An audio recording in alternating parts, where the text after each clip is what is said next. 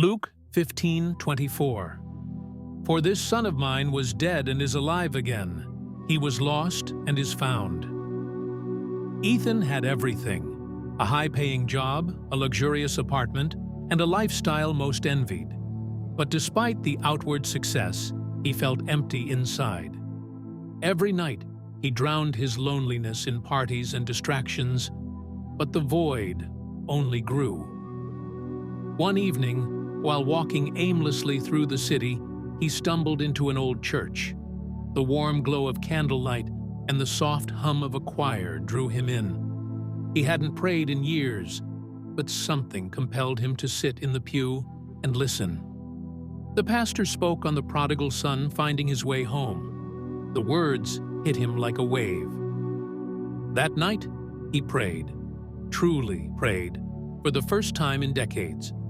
He asked God for direction, for peace. Slowly, his life began to change.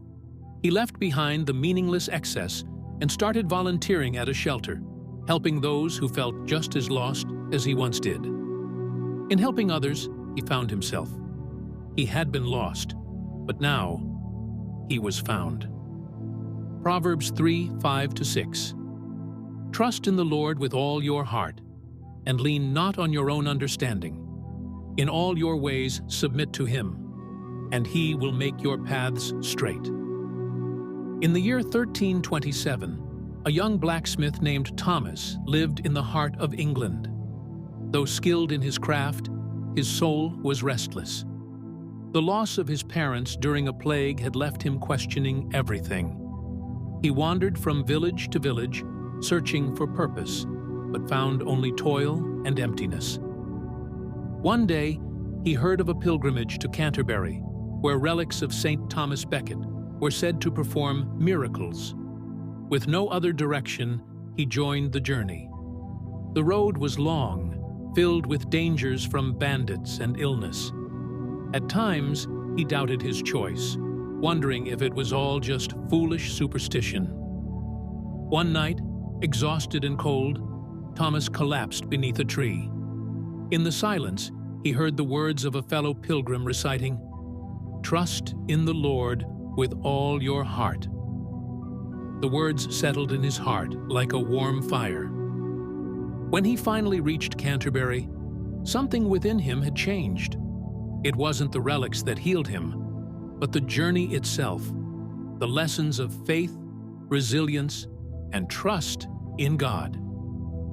He returned to his village, not just as a blacksmith, but as a man of faith, using his hands to build and serve, guided at last by a purpose greater than himself.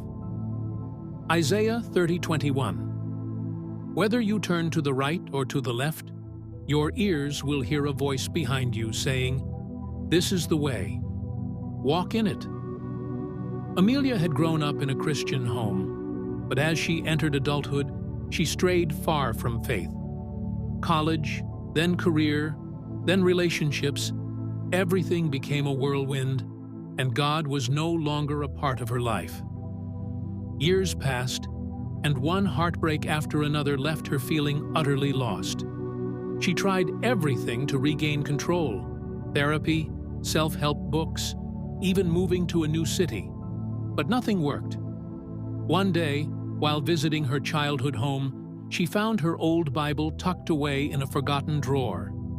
Curious, she flipped it open and read a period. Whether you turn to the right or to the left, your ears will hear a voice behind you saying, "This is the way. Walk in it." Tears welled in her eyes. She remembered the faith of her youth, the peace it had once given her. That night, she fell to her knees and prayed for guidance. Slowly, she rebuilt her life, not alone, but with God. She reconnected with her family, found a church community, and started mentoring young women who felt lost, just as she once had. Her path had been twisted, but in the end, God had never left her side. God is always there, always calling, always guiding. But the question is, are you listening?